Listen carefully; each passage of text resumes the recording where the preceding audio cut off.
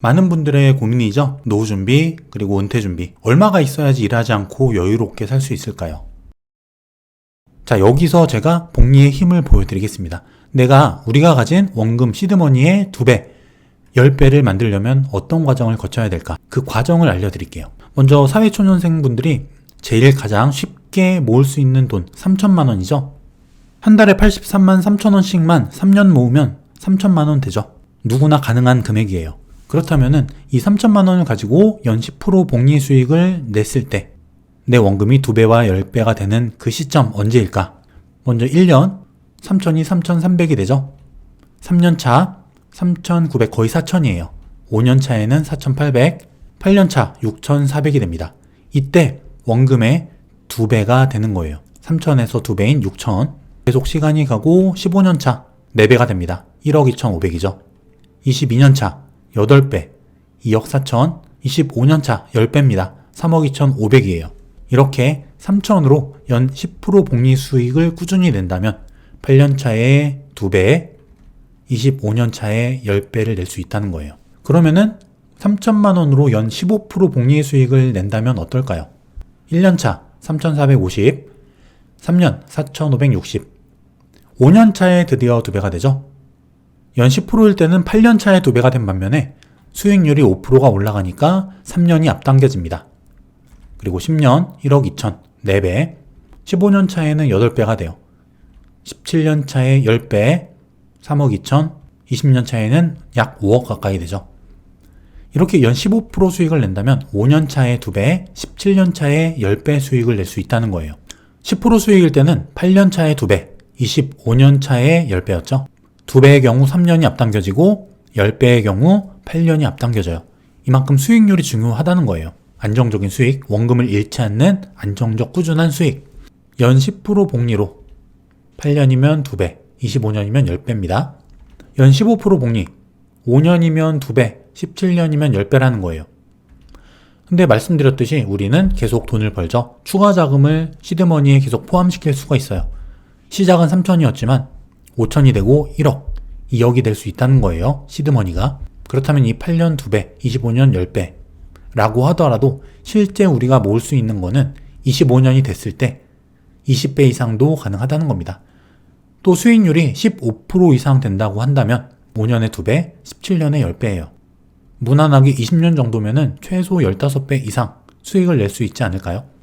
이렇게 우리는 추가 자금도 넣을 수가 있고 초과 수익도 올립니다. 운 좋게 단기간에 100%, 200%가 나는 경우도 있어요.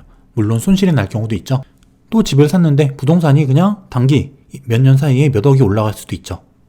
게다가 우리는 17년, 25년 이 기간만 투자하는 게 아니란 말이에요. 30년, 40년, 50년 인생에 걸쳐서 꾸준히 계속해서 투자를 해나갑니다. 그렇다고 한다면 이 복리 효과는 계속 늘어나게 돼 있어요. 물론 이거는 산술적인 그냥 계산에 불과합니다. 현실성은 떨어질 수도 있어요. 왜냐면 우리가 손실을 아예 안 볼 수는 없기 때문이죠. 그리고 계속 우리가 이자가 포함된 원금 전체를 계속 굴리긴 어려워요.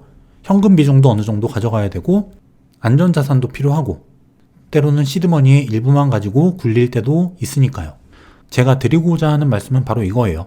우리가 앞으로 투자를 30년, 40년, 50년 이렇게 긴 기간, 장기간 할 수 있다면 지금 내가 1년에 한 5% 정도 벌고 있더라도 상관이 없다는 거예요. 원금을 안 잃고 꾸준히 벌고 있다면 전혀 상관없습니다. 지금은 수익률이 적어도 돼요. 하지만 우리의 내공은 점점 쌓이죠. 시드머니도 쌓여요. 실력이 쌓인다는 거예요. 올해는 3% 냈지만 내년에는 5% 낼 수 있습니다. 그 다음에 10%, 15%, 20% 운 좋게 텐베거 종목 발굴해서 10배 수익을 올릴 수도 있어요. 중요한 거는 우리가 지치지 않고 꾸준하게 이 복리 수익, 원금을 잃지 않는 안정적 수익을 얼마나 꾸준히 장기간 내갈 수 있냐. 이 중요성을 여러분들한테 말씀드리고 싶은 겁니다. 우리가 보통 백만장자라고 하죠. 이 말이 어디서 나왔을까요? 바로 미국의 100만 달러를 말하는 거예요. 미국 돈 100만 달러. 지금이야 환율이 1,200원, 1,190원 이 정도 하니까 한 12억 정도 되겠죠. 이 백만장자라는 단어도 10년 전, 20년 전에 있던 단어예요. 제가 어릴 때 봤던 그 유명한 외화 중에서 미국 드라마 100만 달러의 사나이라는 미드가 있었습니다. 굉장히 오랜 시간이 흘렀죠. 그 당시에 100만 달러면은 엄청나게 큰 돈이었어요. 지금의 화폐 가치와는 너무 다릅니다. 그래서 그때 100만 장자라고 한다면 100만 달러를 갖고 있는 사람, 우리 돈으로 그때 당시 기준으로 약 10억 원의 돈을 갖고 있는 사람이라면 굉장히 큰 부자로 인식이 됐다는 거예요. 물론 지금은 화폐 가치가 많이 떨어졌죠. 자산 인플레이션이 너무나 크게 발생을 했어요. 웬만한 집이 10억이란 말이에요, 지금은. 하지만 우리가 일단 10억을 만들 수 있다면, 물론 엄청난 부자는 아니죠. 하지만 어느 정도 안정적인 생활은 할 수 있다는 거예요. 이 10억을 가지고 배당 수익률 6%짜리 배당주에 투자를 합니다. 또는 임대 수익률 5%짜리 수익형 부동산에 투자를 해요. 특히 부동산 같은 경우는 대출이라는 레버리지가 가능하죠. 대출이나 혹은 임대보증금이라는 레버리지가 돼요. 내 돈이 10억이 있다면 훨씬 큰 금액의 수익형 부동산을 살 수가 있습니다. 그렇다면 임대 수익률이 5%라도 실제 수익률은 어마어마하게 커질 수 있다는 거예요. 그러면 우리가 10억이라는 돈을 현금으로 마련할 수 있다면 거기다가 이 배당주와 수익형 부동산 시간이 5년, 10년, 15년, 20년 지나간다면 그 시세 차익 또한 발생을 합니다. 물론 세금이라는 변수가 있죠. 세금이 굉장히 커요. 하지만 이런 세금을 감안하더라도 안정적인 어느 정도의 월 수익은 가능하다는 거죠. 세금을 일단 제외하고 10억에 연 6%라고 하면은 6천만 원이에요. 한 달에 월 500이죠. 하지만 세금 떼면은 많이 날아가죠. 하지만 그래도 내가 소일거리를 하면서 이 안정적인 월 현금 흐름을 가져오면서 어느 정도 여유는 가질 수 있다는 거예요. 물론 내가 살 집도 필요하고 각자 가진 상황이 모두 다르기 때문에 무조건적으로 10억 있으면 된다는 말씀을 드리는 게 아닙니다. 하지만 10억이라는 돈은 상징적인 금액이기도 하죠. 1억을 모은 사람은 10억도 모을 수 있어요. 10억을 모은 사람은 20억, 30억, 50억 모을 수 있다는 겁니다. 시간이 걸리다 뿐이지. 제가 이 영상을 통해서 이런 말씀을 드리는 이유는 그 하나예요. 최근에 장이 굉장히 불안하죠. 변동성도 심하고 작년에 수익 보고 올해에 많이 손실 본 분들이 많아졌어요. 하지만 이렇게 일일비할 필요가 없다는 겁니다. 수익이 높은 해가 있으면 올해처럼 수익률이 떨어지는 해도 있어요. 하지만 이렇게 1년, 1년, 2년, 3년, 5년, 10년 축적이 되어 가다 보면은 내가 안정적인 실력을 가지고 꾸준히 안정적 수익률만 올릴 수 있다면은 자산은 점점 불어난다는 그 말씀을 드리고 싶은 겁니다. 나스닥이 5% 빠졌네, 코스피가 3% 빠졌네, 삼성전자가 6만 전자가 됐네, 7만 전자가 됐네. 아무 의미 없다는 거예요.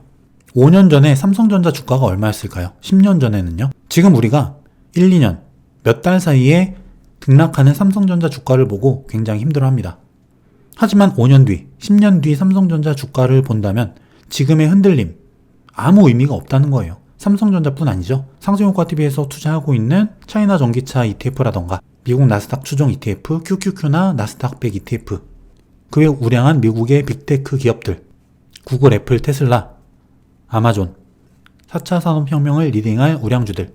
지금의 흔들림은 잔파도는 아무 의미가 없다는 거예요. 우리가 10년 뒤, 20년 뒤 우리 삶이 어떻게 바뀔까요? 그때 그러면은 이런 주식들은 어떻게 될까요? 10년 뒤에 지금 이 시점의 주가 변동 한번 돌아보세요. 헛웃음이 나실 겁니다.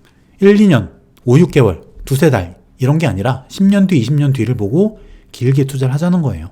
안정적인 은퇴 준비를 위해서 5가지 방법을 제가 제안을 드릴게요. 지금 먼저 내가 이뤄놓은 곳이 없더라도 상관없습니다.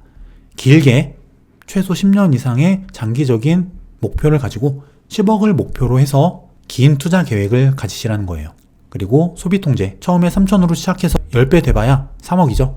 하지만 내가 계속 시드머니를 늘려가고 소득을 늘리고 소비 통제를 해서 시드머니를 계속 투자금을 늘릴 수 있다면 모을 수 있는 금액은 기하급수적으로 늘어난다는 거예요. 그리고 원금을 잃지 않는 투자. 원금을 잃게 되면 복리 효과는 날아가죠. 원금을 잃지 않도록 조심하자는 거예요. 자극적인 투자, 작전주, 급등주 이런 거에 투자해서 고점에 물려서 큰 돈을 한꺼번에 잃기보다는 수익률은 좀 낮을 수 있더라도 꾸준히 매년 안정적으로 내 수익을 축적시켜 나갈 수 있는 그런 투자를 하자는 거예요. 그리고 꾸준하게 안정적인 수익을 내자.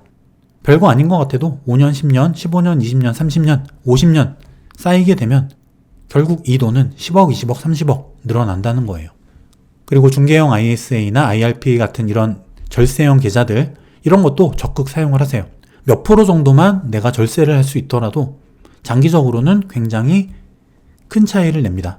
그 차이도 마찬가지로 복리로 쌓이기 때문이에요. 이 표를 여러분들이 잘 생각해 보시고 지금 내가 굴리는 자금 5년 뒤에는 얼마가 될 것인지 10년 뒤에는 얼마가 될 것인지 이거를 잘 생각하면서 장기적인 계획을 한번 짜보세요. 영상이 끝나면 곰곰이 가족들하고 모여서 한번 생각을 해보시는 거예요.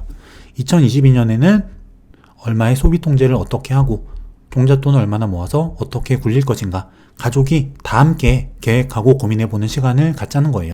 2022년에는 여러분들 모두 부자 되시고 계좌가 빵빵해지시는 한 해가 되시길 바라겠습니다.